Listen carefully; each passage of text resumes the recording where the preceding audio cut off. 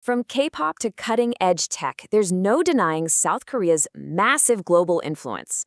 But as more of us start working with Korean companies, we're finding a business culture that's, well, it's pretty complex. If you've ever wondered what really makes a Korean office tick, you are in exactly the right place.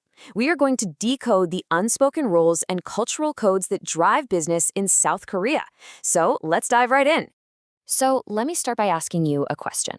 Beyond your job skills, beyond even speaking the language, there is an invisible skill that is absolutely critical for succeeding in a Korean office.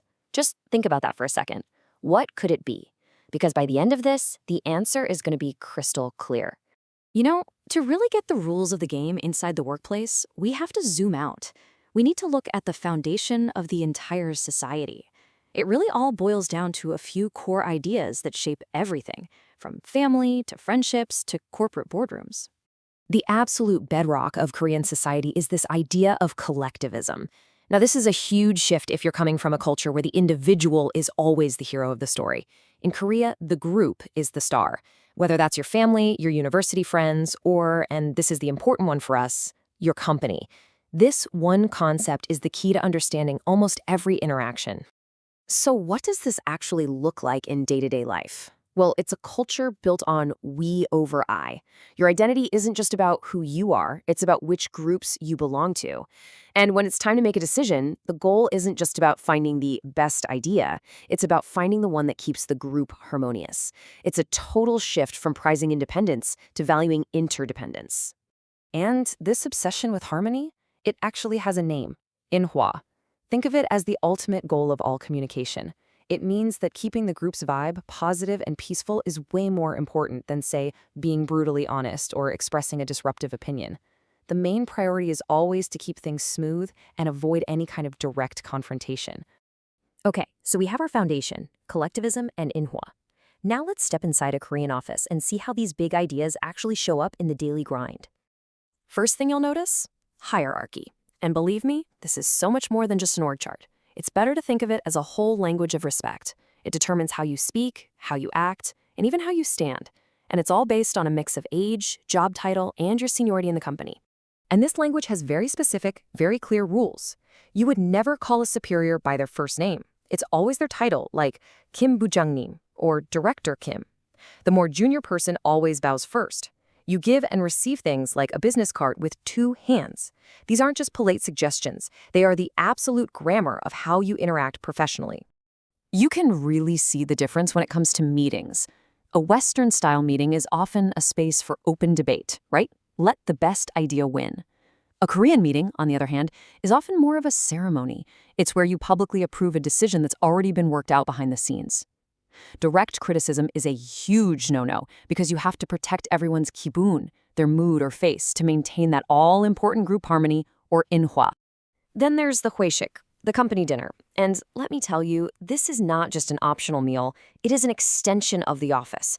There's a whole protocol. Seating is based on seniority, you never ever pour your own drink, you pour for others, and you always accept a drink from a senior with 2 hands. And remember, this is not where you close the deal. This is where you build the trust and the relationships that make the deal possible down the road. Okay, so we've got hierarchy, indirect communication, relationship building, but how on earth do you navigate all of this?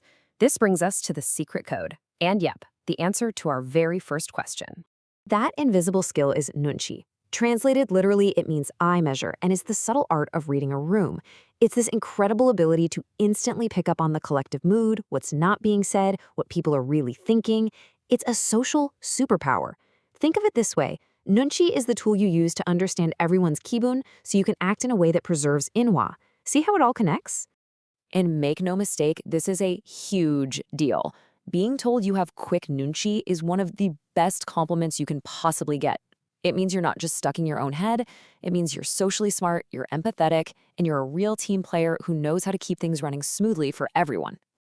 Now, I know all these concepts can feel a little abstract, but here's the thing. They're very real, and we can actually measure them.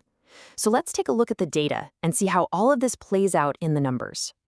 We're going to pull up some data from a framework called Hofstede Insights. It's a super respected way to measure and compare cultural dimensions across different countries. To make the differences really pop, we're going to put South Korea right alongside the United States. First up is something called power distance. All this really means is how much a society accepts that power isn't distributed equally. And check it out. South Korea scores a 60, which is pretty high. That shows a culture that really expects and accepts a clear hierarchy. This number, right here, is the data that explains all the Boeing and formal titles we talked about. Okay, now look at this one. On the scale of individualism, the difference is just staggering.